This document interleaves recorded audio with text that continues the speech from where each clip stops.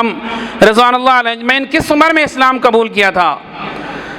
اکثر صحابہ کرام نے کم عمری میں اسلام قبول کیا تھا۔ تو یہ ساری کی ساری سازشیں یہود و نصارہ کی ہیں اور مسلمانوں کو دبایا جا رہا ہے۔ یہ شروع سے اسلام کے دشمن ہے، لیکن ہم نے سمجھا نہیں ہے۔ اگر یہ ہوتا تو وہ یہودی کا بچہ جو تھا اس کا واقعہ آپ کے سامنے موجود ہے، جو رسول اللہ صلی اللہ علیہ وسلم کی خدمت کرتا تھا۔ ایک دن وہ بیمار ہو گیا، آپ صلی اللہ علیہ وسلم کا مزاج معلوم اس کے لیے کرنے چلے گئے، بیمار پرسی کرنے کے لیے تشریف لے گئے، سرانے بیٹھ گئے، فرمایا مسلمان ہو جاؤ۔ وہ چھوٹا بچہ تھا نا، اس کی کتنی عمر تھی؟ محدثین کہتے ہیں وہ 7 سال کی عمر سے بھی کم تھا۔ اللہ کے نبی صلی اللہ علیہ وسلم نے جب اس کو اسلام کی دعوت دی، اس کا باپ دیکھ رہا ہے، باپ وہاں پر موجود تھا، کہا ابو القاسم جو کہتے ہیں وہ کر ڈالیے۔ چنانچہ وہ بچہ اسلام لے آیا۔ جب نبی کریم صلی اللہ علیہ وسلم باہر نکلے، آپ صلی اللہ علیہ وسلم نے کیا فرمایا؟ شکر ہے اللہ پاک کا جس کا اس بچے کو جہنم کی آگ سے بچا دیا گیا۔ اور دوسری بات یہ ہے کہ فطری طور پر رسول اللہ صلی اللہ علیہ وسلم نے کیا فرمایا؟ جو ہر یہودی ہو، جہاں کوئی بھی مسلمان ہو یا غیر مسلم ہو، جس گھر کے اندر بچہ پیدا ہوتا ہے وہ فطری طور پر مسلمان ہوتا ہے۔ اس کے بعد اس کو باپ یہودی بنائے یا غیر مسلم بنائے، جو بھی بنائے۔ اس لیے ہماری جماعت کے ساتھ طرف یہ اعلان ہے، ہم انشاءاللہ علماء کے ساتھ ہیں، تمام جماعتوں کے ساتھ ہیں، جہاں کہیں ہم بلائیں گے ہم انشاءاللہ حاضر ہیں۔ ہماری جماعت کی طرف سے بھی یہی اعلان ہے۔ اللہ تعالیٰ دعا ہے اللہ تعالیٰ ہمیں عمل کرنے کی توفیق نصیب فرمائے۔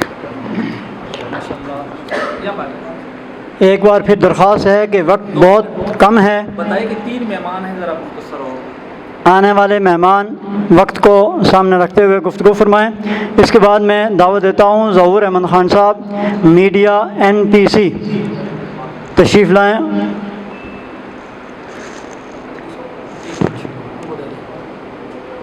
اس کے بعد میں دعوت دوں گا حضرت مولانا صدیقہ رحمان صدیقی صاحب کو، کہ جو صدر ہیں سنی علماء کونسل اسلام آباد کے، کہ وہ تشریف لائیں اور اپنے ملفوظات سے مستفید فرمائیں۔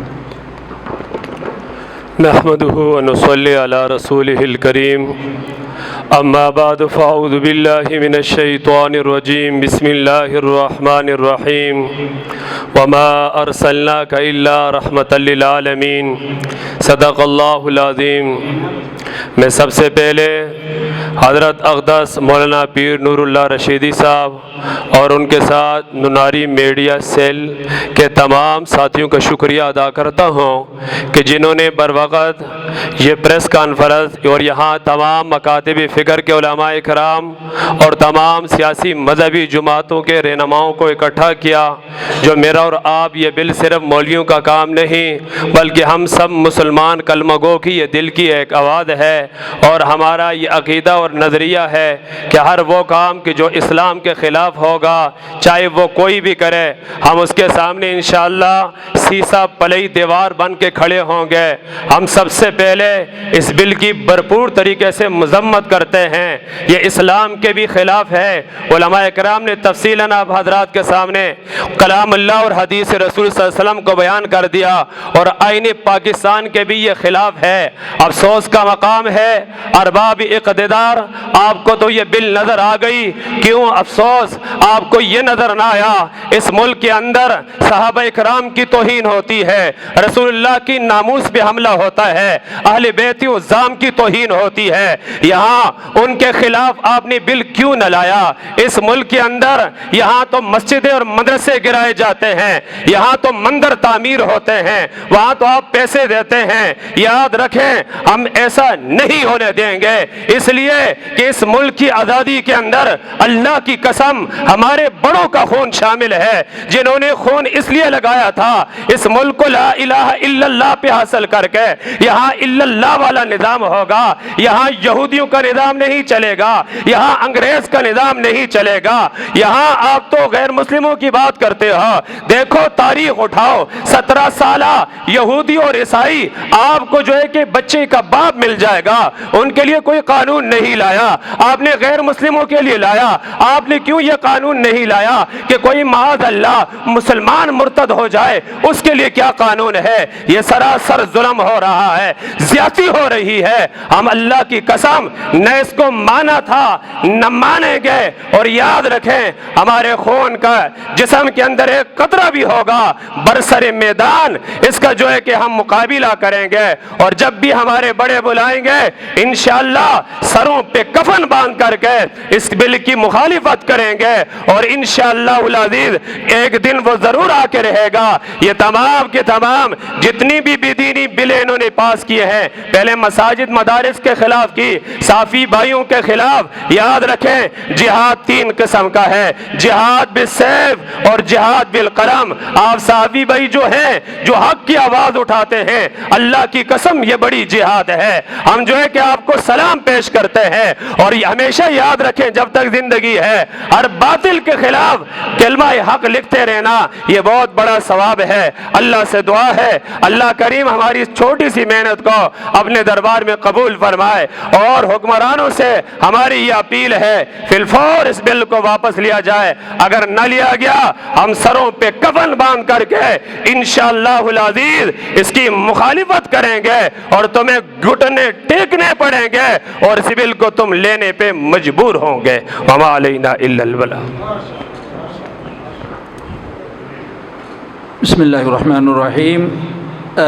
پروگرام اختتام کا جو ٹائم ہے وہ انشاءاللہ 5:30 تک یہ پروگرام رہے گا، اس وقت نماز بھی پڑھیں گے انشاءاللہ تعالی۔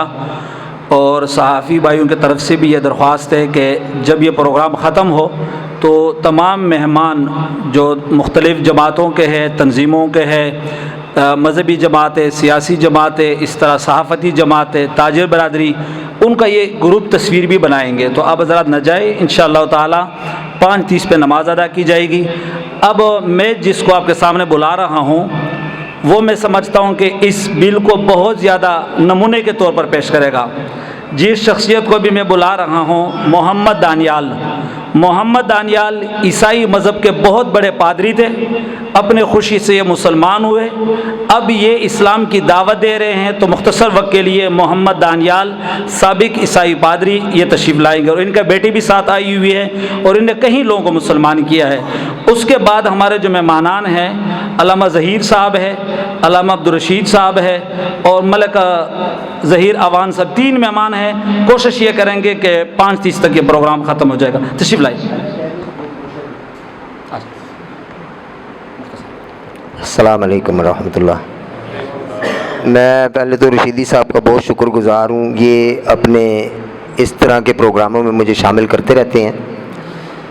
میں پریچر رہا ہوں کرسچن کمیونٹیز کا، مبلغ رہا ہوں، مسیحی جماعتیں میرے سامنے بیٹھتی تھیں۔ 38 سال کی عمر میں نے اسلام قبول کیا تھا سن 2003 میں، اور جب میں نے اسلام قبول کیا تھا میں نے کسی کے کہنے سے اسلام نہیں قبول کیا کہ کسی شخص نے مجھے دعوت دی اور میں مسلمان ہوا۔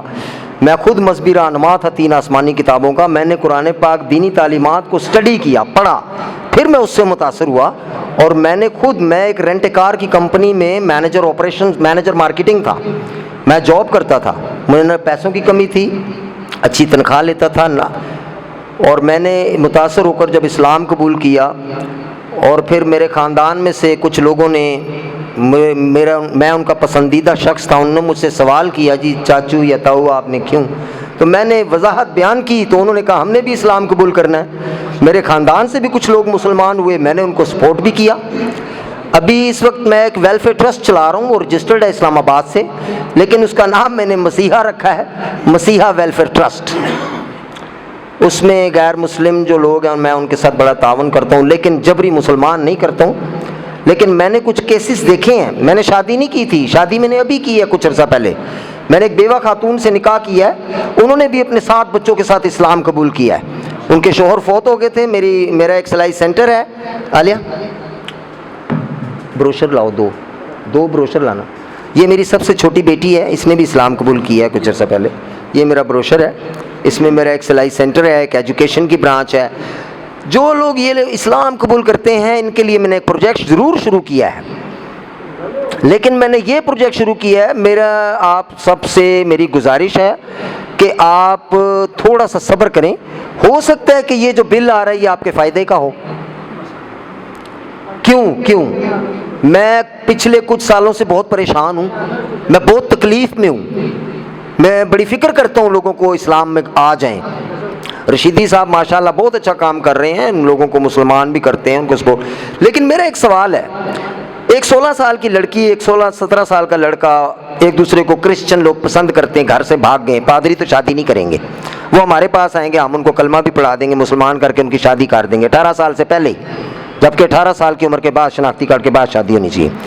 وہ اسلام کو استعمال کر لیا انہوں نے، اس کے بعد وہ جاتے چرچ ہیں، مسلمان ہو گئے، کلمہ پڑھ لیا ہے، اسلامی نکاح ہو گیا ہے، بچہ بھی ہو گیا ہے، واپس اپنے عیسائی گھروں میں جاتے وہ چرچ ہیں، ان کا آپ کیا کریں گے؟